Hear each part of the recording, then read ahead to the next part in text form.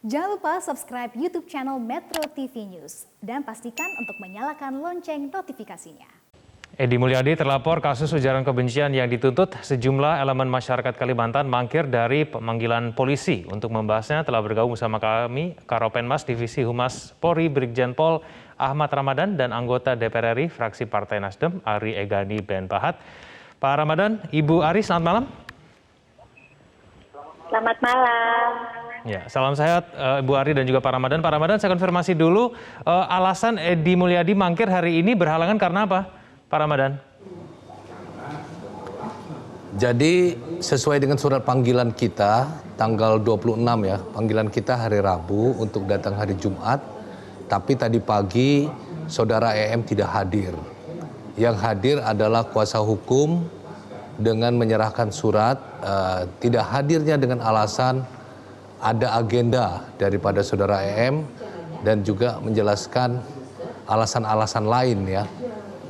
Sehingga tentunya penyidik berdasarkan pasal 112 KUHP ayat 2 bahwa orang yang dipanggil oleh penyidik bila tidak datang maka penyidik akan melakukan panggilan sekali lagi dengan disertai surat perintah membawa. Nah, untuk itu tadi kita telah menerbitkan surat panggilan yang kedua dan telah melayangkannya, menyerahkannya dan telah diterima oleh keluarganya. Dalam hal ini oleh istri saudara EM.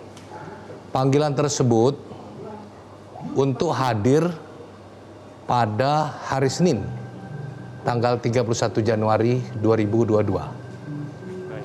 Pak Ramadan, karena disertai dengan surat penjemputan, apakah artinya bahwa Edi Mulyadi tidak mungkin mangkir nanti di pemanggilan selanjutnya? Ketika nanti hari Senin, bila saudara EM tidak hadir, maka tim penyidik akan menjemput saudara EM dan membawanya ke Bareskrim untuk dilakukan pemeriksaan. Oke, baik. Bu Ari, kalau tanggapan Anda, menurut Anda apakah ada makna di balik mangkirnya Edi Mulyadi pada pemeriksaan hari ini?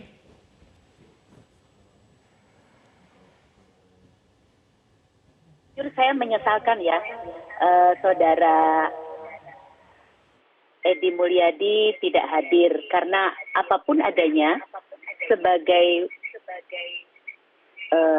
warga negara yang baik,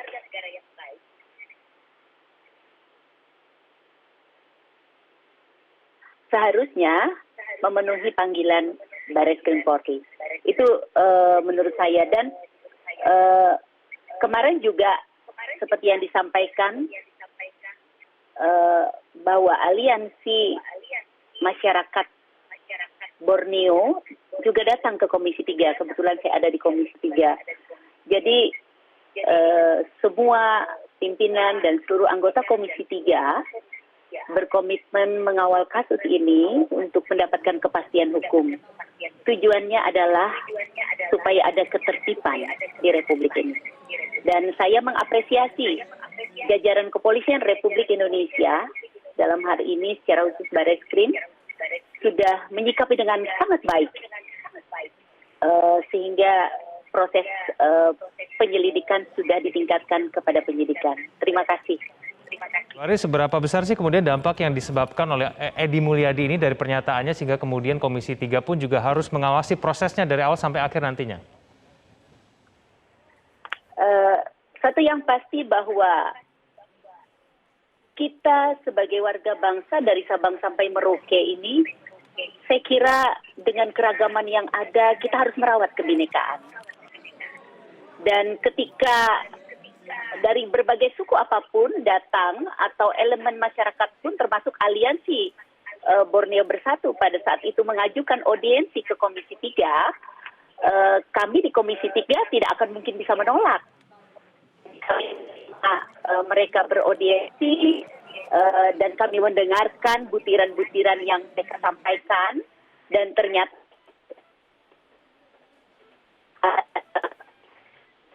memang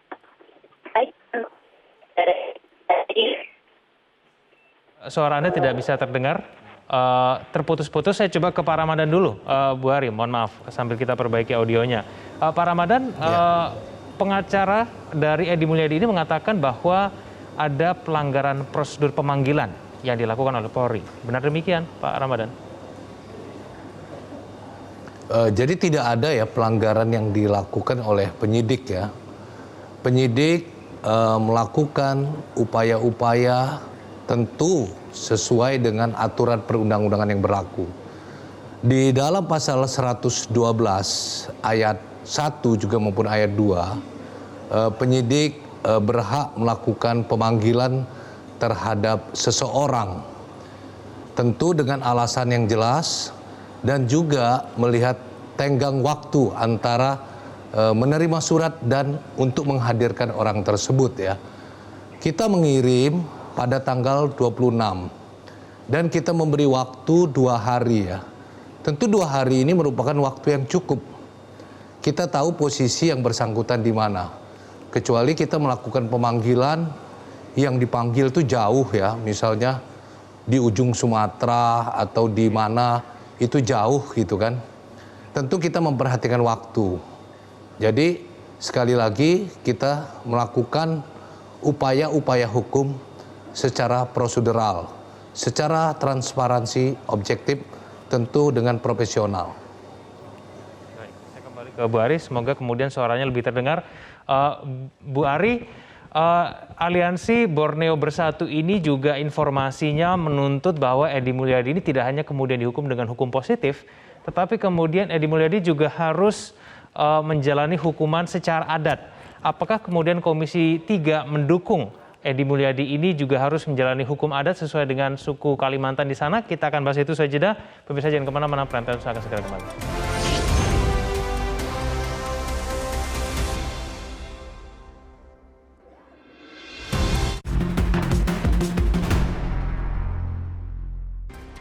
Kembali di Prime Time News, pernyataan dan provokasi bernuansa suku, agama, ras, dan antar golongan kembali marak beberapa waktu belakangan ini. Ironisnya ucapan tersebut justru muncul dari orang-orang yang berpendidikan dan memiliki pengaruh di masyarakat serta media sosial. Pelaporan demi pelaporan terus mengalir kepada pihak kepolisian atas kasus dugaan ujaran kebencian. Pada Rabu 19 Januari, perwakilan masyarakat Sunda melaporkan anggota DPR fraksi PDI Perjuangan Arteria Dahlan ke Polda Jabar. Arteria dilaporkan karena ucapannya yang dinilai menyakiti masyarakat Sunda saat meminta Jaksa Agung memecat Kepala Kejaksaan Tinggi Jawa Barat yang berbicara dengan bahasa Sunda. Pihak Polda Jabar telah melimpahkan berkas laporan masyarakat tersebut ke Polda Metro Jaya. Setelah kasus Arteria, giliran Edi Mulyadi yang dilaporkan oleh elemen masyarakat Kalimantan atas kasus ujaran kebencian. Dalam konten media sosialnya, Edi menyebut lokasi ibu kota negara adalah tempat jin buang anak. Sontak hal itu membuat masyarakat Kalimantan marah dan menuntut Edi untuk diproses secara hukum positif sekaligus hukum adat suku bangsa Dayak. Belakangan, Edi pun mengklarifikasi ucapannya dan meminta maaf. Pakar hukum pidana Asep Iwan Iriawan menegaskan, meski pelaku meminta maaf, proses hukum tetap harus dilanjutkan. Hal itu dikarenakan ujaran yang menimbulkan permusuhan merupakan delik biasa, khususnya di pasal 156 KUHP. Jadi selama itu dilarang oleh undang-undang, itu tepatnya di 156, jadi siapapun yang menebarkan rasa kebencian permusuhan, dan merendahkan salah satu suku bangsa di Indonesia, itu ancamannya 4 tahun. Ini bukan delik aduan, tapi delik biasa. Bahkan juga ada Undang-Undang Nomor 40 2008 ya tentang penghapusan diskriminasi ras dan etnis. Dan juga kalau itu nyebar ada Undang-Undang ITE pasal 28 ayat 2. Dan itu bukan delik aduan. Jadi ketika seseorang menebarkan kebencian, permusuhan, merendahkan salah satu suku bangsa Indonesia, itu adalah kriminal. Sebelumnya, mantan politikus Partai Demokrat Ferdinand Hutahian juga dilaporkan oleh KNPI ke polisi atas dugaan penyebaran berita bohong bernada penodaan agama di akun media sosial Twitter. Atas ulahnya itu, Ferdinand pun meminta maaf kepada publik. Dari Jakarta, Tim Liputan Metro TV. Pemirsa, kembali kita lanjutkan dialog kita. Saya kembali kepada Bu Ari. Bu Ari, Aliansi Borneo Bersatu meminta Edi Mulyadi dihukum secara adat. Apakah Komisi 3 mendukung hal ini? Dalam pertemuan kemarin, memang dari Aliansi Borneo Bersatu menyampaikan kepada kami di Komisi 3 untuk Edi Mulyadi tidak hanya dituntut dihukum secara hukum positif, tetapi juga hukum adat. Dan kami sepakat untuk menyampaikan kita adalah negara hukum. Yang utama kita berlakukan adalah bagaimana kita mengikuti alur yang sudah dijalani tahapan demi tahapan dari kasus ini secara hukum positif. Nah, tetapi kami juga menyampaikan secara informal, saya kebetulan sebagai anggota Komisi 3 yang berasal dari daerah pemilihan Kalimantan Tengah dan sebagai orang Dayak juga, saya memahami atmosfer kearifan lokal yang ada di seluruh Kalimantan. Dan ini juga pernah terjadi. Dan saya kira ketika juga hukum adat ini dipenuhi sebagai satu pendamai, sebagai satu solusi musyawarah untuk mufakat, bahwa Saudara Edi Mulyadi dengan penuh penyesalan meminta maaf dan memenuhi mekanisme sidang adat itu akan jauh lebih baik untuk dapat diterima oleh seluruh masyarakat Kalimantan Tengah, Kalimantan secara khusus, seluruhnya, di mana beliau menyampaikan bahwa itu sangat melukai hati masyarakat Kalimantan. Dan oleh karenanya, menurut pendapat saya, sidang adat atau penyelesaian secara hukum adat, ketika ada musyawarah dan mufakat, itu jauh lebih baik untuk bisa menyelesaikan hal ini. Baik, Bu Ari, bentuk hukum adatnya itu seperti apa sih yang diminta oleh Aliansi Borneo Bersatu ini? Ini pernah terjadi di tahun 2012. Saya ingat betul waktu itu Pak Tamrin Tomagola juga pernah menyampaikan kesaksian dan itu melukakan hati masyarakat adat Dayak. Dan penyelesaiannya dengan hukum adat. Jadi hukum adat itu ada sidang adat. Ketika di sidang adat, kemudian diberlakukanlah yang namanya singer, jipen, atau denda. Dendanya bisa bentuknya macam-macam. Ada 5 pikul garantung atau gong dan seterusnya. Kemudian yang bersangkutan menyampaikan penyesalannya dan meminta maaf atas ujaran kebencian, merendahkan, penghinaan dan seterusnya, sehingga dalam sidang adat itu tercapailah saling memaafkan. Saya hanya mau sampaikan, masyarakat adat Kalimantan, semuanya saya kira seluruh anak bangsa orang yang sangat pemaaf.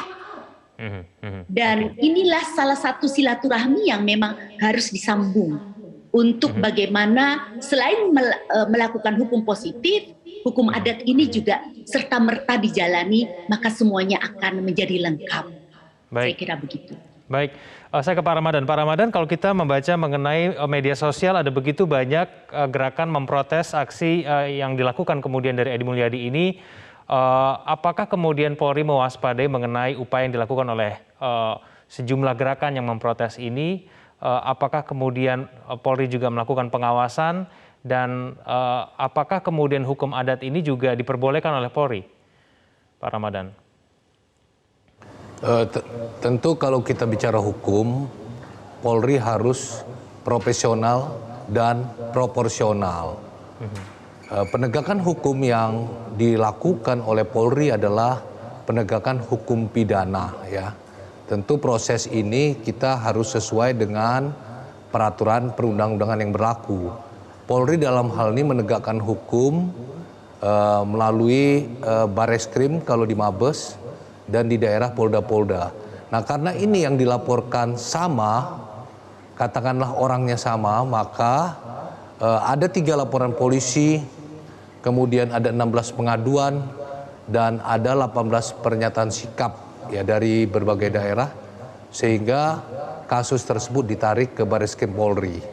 Dan kasus itu sementara ini sedang berproses. Sekali lagi, kami melaksanakan tugas pokok Polri dalam penegakan hukum, dalam hal ini adalah penegakan hukum pidana. Demikian, Mas. Baik, Pak Ramadan, tapi dari aksi protes yang kemudian dijalankan ini ada sebagian ya yang mungkin sudah bernada ancaman begitu. Apa kemudian upaya dari polisi untuk meredam banyaknya laporan masyarakat terhadap Edi Mulyadi ini? Dalam hal ini upaya-upaya preemptif ya, edukasi dan tentunya preventif juga kita lakukan. Upaya-upaya itu memberikan edukasi kepada masyarakat sebagai pelajaran berharga ya untuk menggunakan sebuah pelajaran ya, termasuk pelajaran di media sosial untuk kita lebih bijak lagi, untuk lebih bijak bertutur dan menggunakan media khususnya dunia maya. Nah, ini menjadi pelajaran kepada seluruh masyarakat Indonesia. Oke, baik. Bu Ari, kalau kita cermati sebetulnya mungkin bukan kasus Edi Mulyadi saja kemudian yang memberikan pernyataan yang berbau sara. Ada juga kasus yang menimpa Ferdinand Huta Hayan, lalu kemudian Arteria Dahlan yang berbau sara. Dan banyak kemudian yang juga mengaitkan ini dengan tahun politik di tahun 2024. Menurut Anda bagaimana, Bu Ari? Kenapa kemudian ada begitu banyak ujaran kebencian bernada sara kemudian yang muncul akhir-akhir ini? Kalau saya melihat ini sebenarnya sangat jauh ya dari konteks secara politik. Ini lebih kepada person.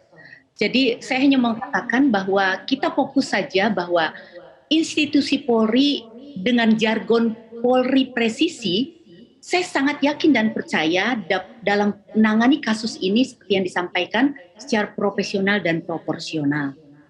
Dan saya lebih mengatakan ini juga pembelajaran bagaimana kita menjaga lidah kita karena mulutmu harimaumu. Jadi apa kata-kata yang keluar tidak akan bisa kita tarik lagi untuk menjadi milik kita. Jadi keterlanjuran dalam mengendalikan ini saya melihat itu lebih jelas ke sana dan tidak ada kaitannya ya.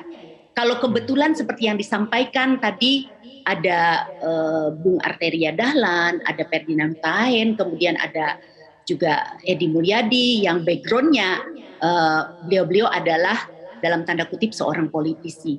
Hanya kebetulan kalau di daerah-daerah banyak kita temui juga bukan seorang politisi tapi melakukan ujaran kebencian dan seterusnya. Jadi saya melihat ini sebagai satu mungkin kesilapan dan saya yakin kembali lagi untuk penanganan ini saya sepakat bahwa kita menyerahkan kepada institusi Polri untuk menangani ini dengan hukum positif. Baik, kita tunggu bersama nanti kehadiran Edi Mulyadi di pemanggilan polisi berikutnya. Terima kasih Pak Ramadan, terima kasih Bu Ari telah bergabung bersama kami di Prime Time News. Selamat malam.